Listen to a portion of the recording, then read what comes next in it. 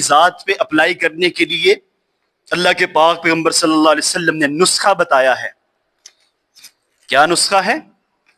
کہ اللہ کے ذکر کو مضبوطی سے تھام لو، دل کی کیفیت بدل جائے گی، دل کی کھیتی بدل جائے گی۔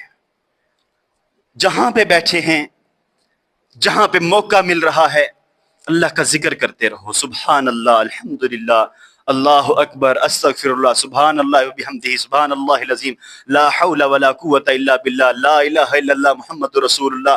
یہ اذکار، یہ ہماری زندگی کی روٹین ہونی چاہیے۔ ہمارے دل زندہ رہیں گے، ہمارے دل ہمیں ملامت کرتے رہیں گے، ہمارے دل بتاتے رہیں گے کہ کہاں پہ غلط ہو، کہاں پہ غلطی ہو رہی۔ اگر یہ عادت نہیں آتی تو ہم پھر غافل ہیں، پھر ہمارے دل کی دستک بند ہو جائے گی، اور جس کے دل کی دستک بند ہو گئی نا روحانیت کی طرف سے، اس کے دل کی کنڈی کھٹکنا بند ہو گئی، اس کی آخرت تباہ ہو گئی۔ دنیا والے کہتے ہیں نا کہ دل کی شریان بند ہوئی، ہارٹ اٹیک ہوا، زندگی ختم ہو گئی، انسان فوت ہو گیا۔ اگر روحانی تو اعتبار سے، روحانیت کی کو دیکھتے ہوئے، اگر ہمارے دل پہ دین کی دستک بند ہو گئی نا، دین نے کھٹکھٹانا بند کر دیا کہ یہ گناہ ہے، یہ برائی ہو گئی ہے، تو پھر ہماری آخرت تباہ ہو گئی۔ ہم نے ذکر کی عادت کو اپنانا ہے۔ اللہ کا قرآن ہمیں بتاتا ہے کہ الا بذکر اللہ تطمئن القلوب، اللہ کے ذکر میں ہی ہے دلوں کا اطمینان، اس کو اپنا لو۔ اللہ اکبر۔ اس کے بغیر اللہ کے پاک پیغمبر صلی اللہ علیہ وسلم نے فرمایا، ذکر کی عادت جس بندے میں نہیں ہے، مسلم شریف کی 6407 نمبر حدیث، مثل الذی یذکر ربہ والذی لا یذکر ربہ مثل الحی والمیت، اللہ کا ذکر کرنے والا بندہ اور اللہ کے ذکر کو نہ کرنے والا بندہ، اللہ کے ذکر سے غافل، اللہ کو بھول جانے والا بندہ، مثل الحی والمیت، وہ اس طرح ہے جیسے مردہ اور زندہ ہے۔ اللہ کا ذکر کرنے والا، اسے تشبیہ دی ہے زندہ کے ساتھ، اور ذکر سے غافل جو ہے اس کا دل بھی مر گیا۔ اللہ کے پاک پیغمبر صلی اللہ علیہ وسلم فرما رہے ہیں وہ اس طرح زندگی بسر کر رہا ہے جیسے کہ وہ مرا ہوا، وہ ہے ہی نہیں۔ اللہ اکبر۔ اور اس کے برعکس جو ذکر کرتا ہے، اس کی نشانی یہ بتائی کہ الذین اذا ذکر اللہ وجلت قلوبہم، ایسا بندہ جس کو ذکر کی عادت ہے، جو اللہ کے ذکر سے غافل نہیں رہتا۔ الذین اذا ذکر اللہ وجلت قلوبہم، جب اس کے سامنے اس کے رب کی ذات کا تذکرہ کیا جاتا ہے نا، اس کے سامنے اس کے رب کی بڑائی کو بیان کیا جاتا ہے، وجلت قلوبہم، اس کا دل ڈر جاتا ہے، اس کا دل کپ کپانے لگ جاتا ہے، کانپنے لگ جاتا ہے کہ میں اس ذکر سے غافل ہوں، اس ذکر کا مجھے میرے اللہ نے کہا ہے، میں نے جا کے جواب دینا ہے، میں اس ذکر سے غافل ہوں۔ وَإِذَا تُلِيَتْ عَلَيْهِمْ آيَاتُهُ زَادَتْهُمْ ایمانا، اللہ کا قرآن کہتا ہے کہ جب پھر ان کے سامنے قرآن پڑھا جاتا ہے نا تو ان کا ایمان زیادہ ہو جاتا ہے، ان کا ایمان بڑھ جاتا ہے۔ اس کے برعکس دوبارہ ایک حدیث مبارکہ آپ کے سامنے رکھتا ہوں کہ اللہ کے نبی صلی اللہ علیہ وسلم نے فرمایا کہ فَوَيْلٌ لِّلْقَاسِيَةِ قُلُوبُهُم مِّن ذِكْرِ اللَّهِ، جس نے پھر بھی عادت کو نہیں اپنایا، اپنی زبان کو اللہ کے ذکر سے تر نہیں رکھا، فَوَيْلٌ لِّلْقَاسِيَةِ قُلُوبُهُم مِّن ذِكْرِ اللَّهِ، ایسے بندوں کے لیے ہلاکت ہے جن کے دل اللہ کے ذکر سے غافل۔ ویل ہے، ہلاکت ہے ایسے بندے کے لیے۔ تو حضرات ذی وقار، ہم نے اپنے دلوں کو زندہ رکھنا ہے، اور دلوں کو زندہ رکھنے کا پہلا نسخہ یہ ہے کہ ہم اپنے زبان پہ اللہ کے ذکر کو جاری کرنے والے بن جائیں۔ ہماری سوچ بھی اچھی ہو جائے گی، ہماری فکر بھی اللہ تعالیٰ آٹومیٹکلی اچھی کر دیں گے۔ ہمارے دل میں جو کینہ، بغض، حسد، بیماریاں، جھوٹ اور نہ جانے کیا کچھ ہم نے دلوں کے اندر پال رکھا ہے، اللہ کا ذکر ساری بیماریوں کو ختم کر کے تمہارے دل کو آئینے کی طرح شفاف کر دے گا۔ انشاءاللہ ہم نے اس کو اپنانا ہے۔ دوسرے نمبر پہ معصیت الہی سے بچنا ہے اور بچانا ہے، جس کا پہلے تذکرہ ہو چکا ہے۔ اللہ کی نافرمانی سے خود بھی بچنا ہے اور اپنے گھر والوں کو بھی بچانا ہے۔ اللہ کے پاک پیغمبر صلی اللہ علیہ وسلم نے فرمایا صرف خود بچنا کافی نہیں ہے، من رآ منکم منکرن فلیغیرہ بیدہ، جو تم میں سے برائی کو دیکھے اسے چاہیے کہ وہ اپنے ہاتھ سے روکے، اسے چاہیے کہ وہ اپنے ہاتھ سے روکے اگر اس کے پاس طاقت ہے۔ اگر ہاتھ سے روکنے کی طاقت نہیں ہے تو پھر اسے اپنی زبان سے روکے، وَبِلِسَانِهِ، برائی کے خلاف اپنی زبان کا استعمال کرتے ہوئے اس کی روک تھام کی کوشش کرے، آواز کو اٹھائے، جہاں پہ لکھ سکتا ہے لکھے، جہاں پہ روک سکتا ہے اپنی آواز کو پہنچا سکتا ہے، اپنی زبان کے ذریعے آواز کو پہنچائے۔ اگر یہ بھی نہیں ہو سکتا تو پھر اس برائی کو اپنے دل میں فی قلبہ، اپنے دل میں برا جانے۔ ذالک اضعف الایمان، یہ ایمان کا کمزور ترین اضعف درجہ ہے۔ ہماری کیفیت کیا ہے کہ ہم پچھلے 3 کام بھی نہیں کرتے اور برائی کو برائی بھی نہیں سمجھتے۔ ہم کمزور ترین ایمان کے درجے سے بھی نیچے ہیں، اس لکیر سے بھی نیچے جو اللہ کے نبی نے کھینچی کہ اس سے نیچے کمزور ترین ایمان ہے۔ ہم دیکھیں کہ ہمارا ایمان کیا ہے۔ ہم برائی کو برائی سمجھنے کے لیے، گناہ کو گناہ سمجھنے کے لیے تیار نہیں۔ اللہ ہم سب کو سمجھنے کی توفیق عطا فرمائے۔ حضرات ذی وقار، جب انسان غافل ہو جاتا ہے نا، برائی کو برائی نہیں سمجھتا، پھر اللہ کا قرآن اس کے متعلق پتہ کیا فرماتا ہے؟ ختم اللہ علی قلوبہم وعلی سمعہم وعلی ابصارہم غشاوہ، اللہ نے مہر لگا دی ہے ایسے دل پہ، اللہ نے مہر لگا دی ہے۔ مہر لگا کے خط جاری کیا جاتا ہے، جس کی طرف بھیجنا ہو نا، پرانے زمانے میں جو خط چلتے تھے وہ مہر لگا کے روانہ کر دیا جاتا تھا۔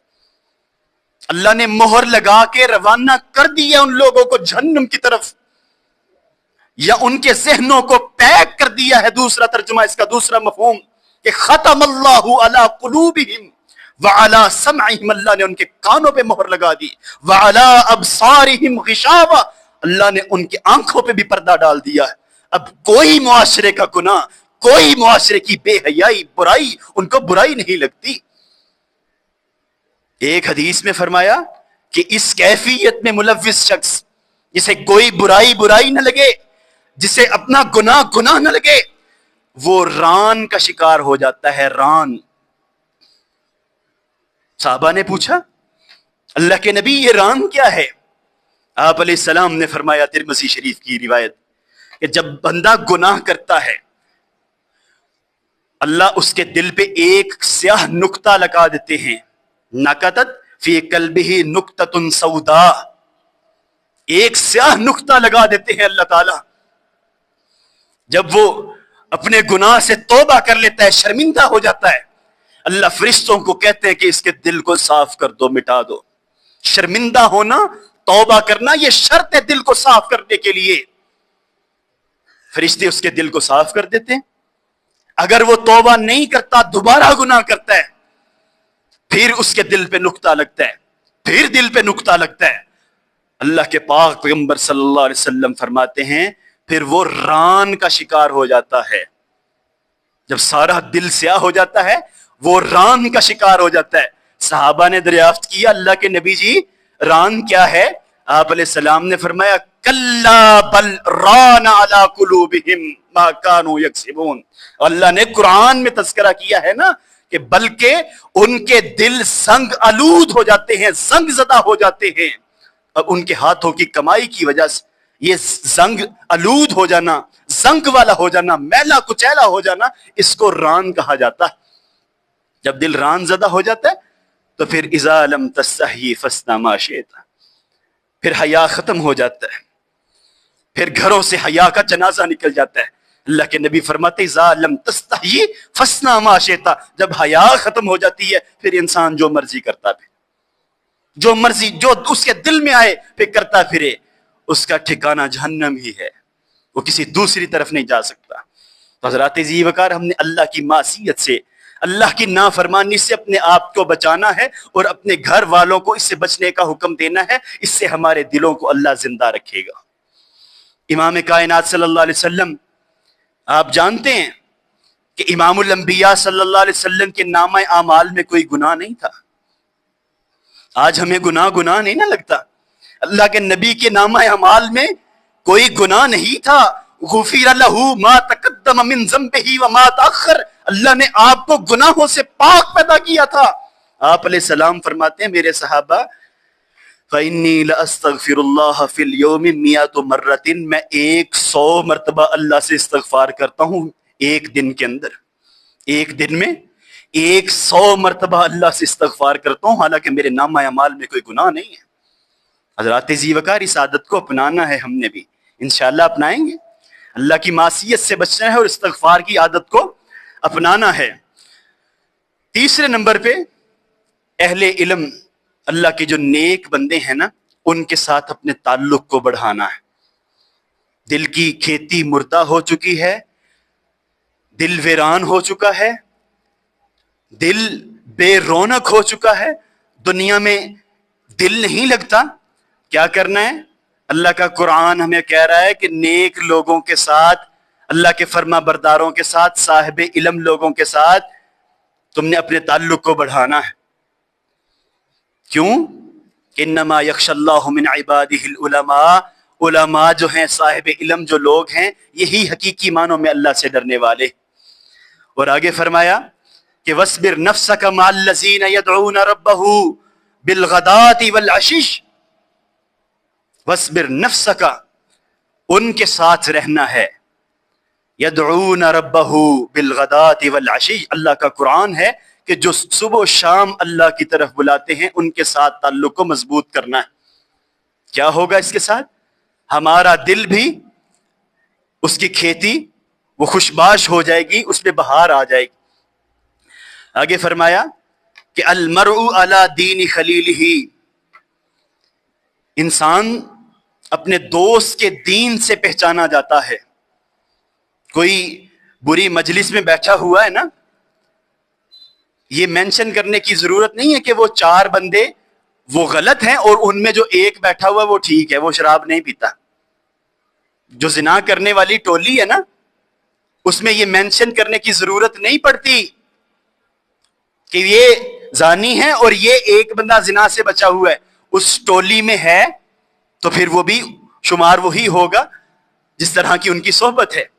آپ علیہ السلام کا مشہور فرمان ہے کہ بھٹی والے کی دکان پہ جاؤ گے نا، جو لوہے کو سیدھا کرتا ہے، تو کہیں نہ کہیں پہ تمہارے دامن پہ داغ لگ جائے گا، کالک لگ جائے گی. خوشبو والی عطر والی دکان پہ جاؤ گے، جا کے بیٹھو گے، نہ چاہتے ہوئے بھی کسی چیز کو ہاتھ لگائے بغیر بھی اس نے جو کپڑا مارا ہوا ہے، باقی جو معاملات ہیں، اس وجہ سے تمہارے کپڑوں سے خوشبو آنے لگ جائے گی. آپ علیہ السلام نے یہی فرمایا، مسند احمد کی روایت، المرء علی خلیلی علی دین خلیلہ، کہ انسان اپنے دوست کے دین پہ ہوتا ہے. فَلْيَنْظُرْ أَحَدُكُمْ مَنْ يُخَالِلْ، تم میں سے ہر ایک کو چاہیے کہ وہ دیکھے کہ کس کو دوست بنا رہا، کس کے ساتھ ٹائم سپینڈ کر رہا، کہاں اپنا وقت گزار رہا. جب کال کرنے کو، فون کرنے کو دل کرتا ہے تو اس کا نمبر کس کے ساتھ ملتا ہے، وہ کس کے ساتھ گپ شپ کرتا ہے. بندے کو یہ دیکھنا چاہیے. اللہ کے پاک پیغمبر صلی اللہ علیہ وسلم فرما رہے کہ دینداروں کی صحبت میں وقت کو گزارنا شروع کر دو، اللہ تبارک و تعالی تمہارے دلوں کو زندہ فرما دیں. اللہ اکبر. پھر فرمایا کہ آخرت کو یاد رکھنا ہے.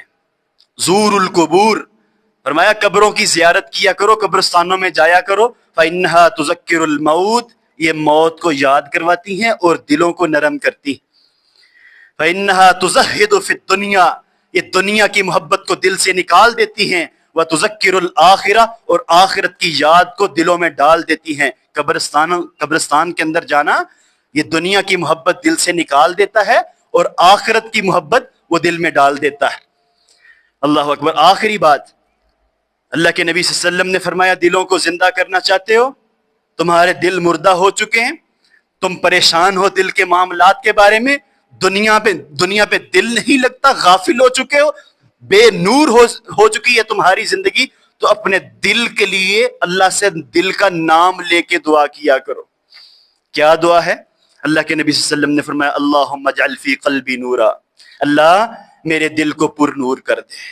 اللہ میرا دل ویران ہو چکا ہے، اللہم اجعل فی قلبی نورا، اللہ اس کو پرسکون کر دے، اس کو اطمینان دے دے. دوسرے نمبر پہ فرمایا اللہ سے دعا کیا کرو اللہم انی اعوذ بک من قلب لا یخشع، اللہ میں تجھ سے پناہ مانگتا ہوں ایسے دل سے، میں تجھ سے پناہ مانگتا ہوں ایسے دل سے، من قلب لا یخشع، ایسا دل جو تجھ سے نہیں ڈرتا، مجھے اس کی کوئی ضرورت نہیں ہے، میں اس سے پناہ مانگتا. تیسرے نمبر پہ فرمایا اللہم نقی قلبی من الخطایا، اللہ میرے دل کو خطاؤں سے گناہوں سے پاک کر دے، اس طرح کما ینقی الثوب الابیض من الدنس، جس طرح کپڑے کو دھو کر کے گناہوں یہ داغوں سے پاک کیا جاتا ہے، اللہ میرے دل کو نقی قلبی من الخطایا، میرے دل کو اس طرح گناہوں سے پاک کر دے. چوتھے نمبر پہ دعا فرمائی اللہم آتی نفسی تقواہا، اللہ مجھے میرے دل کو تقوی عطا کر دے، آتی نفسی تقواہا.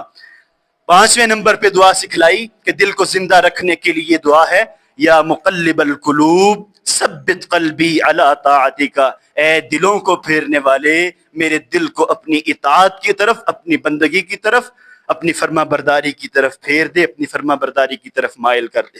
اللہ سے دعا ہے اللہ تبارک و تعالی ہمیں زندہ دل بنا دے. ویسے تو زندہ دلانے لاہور مشہور ہے، لیکن حقیقی معنوں میں اللہ سے دعا کیا کرے کہ اللہ ہمیں زندہ دل بنا دے، اللہ ہماری دل کو پر رونق بنا دے، اور اپنے دین کا فہم اللہ ہمیں عطا کر دے، دین پہ چلنے والا بنا دے. وآخر دعوانا ان الحمد للہ رب العالمین.